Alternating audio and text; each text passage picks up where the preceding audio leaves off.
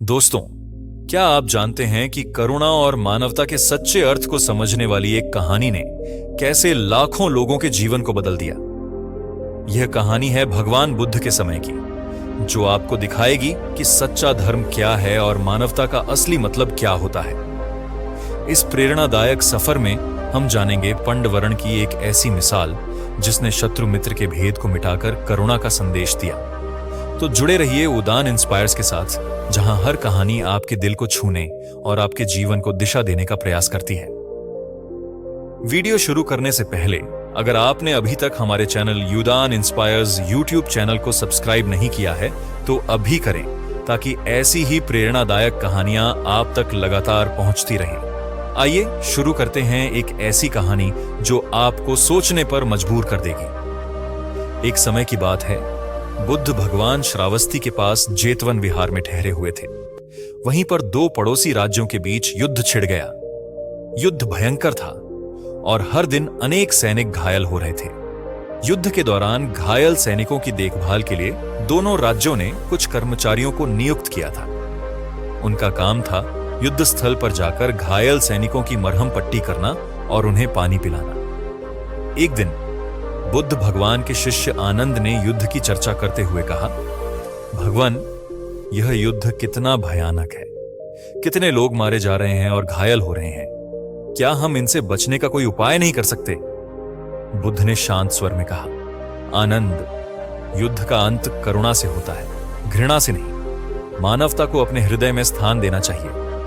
परंतु युद्ध का परिणाम जो भी हो, हमें पीड़ितों की सेवा करनी चाहिए। यही सच्चा धर्म है।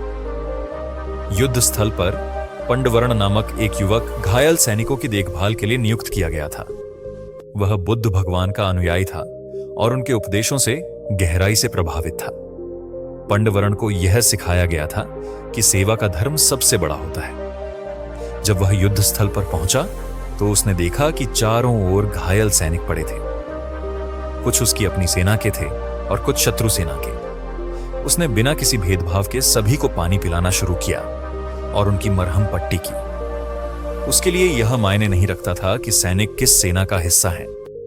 वह केवल यह देखता था कि वे पीड़ा में हैं और उन्हें मदद की आवश्यकता है। एक दिन उसकी सेना के एक अधिकारी ने उसे देखा और क्रोधित होकर कहा, पंडवरण, तुम शत्रु सेना के सैनिकों की सेवा क्यों कर रहे हो? वे हमारे दुश्मन हैं, उन्हें मरने दो।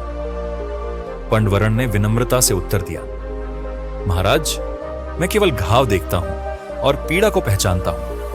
पीड़ा में कोई शत्रु या मित्र नहीं होता। बुद्ध भगवान ने सिखाया है कि करुणा हर सीमा से परे होती है। युद्ध समाप्त होने के बाद पंडवरण अपने राज्य लौट आया। उसके कार्यों की चर्चा पूरे राज्य में होने लगी। कुछ लोग उसकी प्रशंसा करते थे तो कुछ उसकी आलोचना। एक दिन पंडवरण ने सोचा कि वह बुद्ध भगवान से मार्गदर्शन प्राप्त करे। वह जेतवन विहार गया और बुद्ध से पूछा, भगवान, मैंने युद्ध स्थल पर बिना भेदभाव के सभी घायल सैनिकों की सेवा की।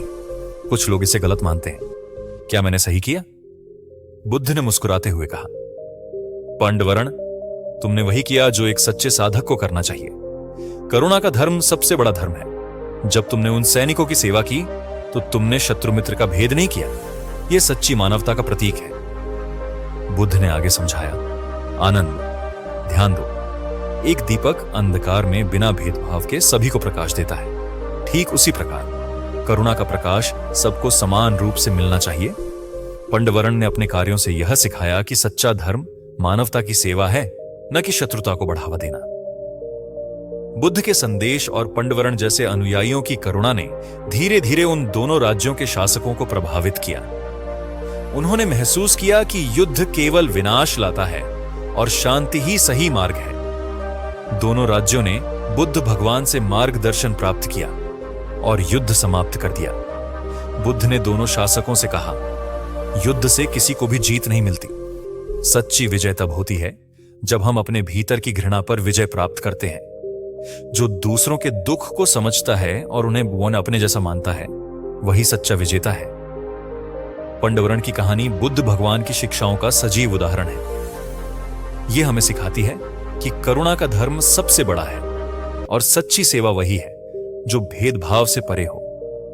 बुद्ध के उपदेश आज भी हमें यह याद दिलाते हैं कि मानवता की सेवा ही सच्चा धर्म है।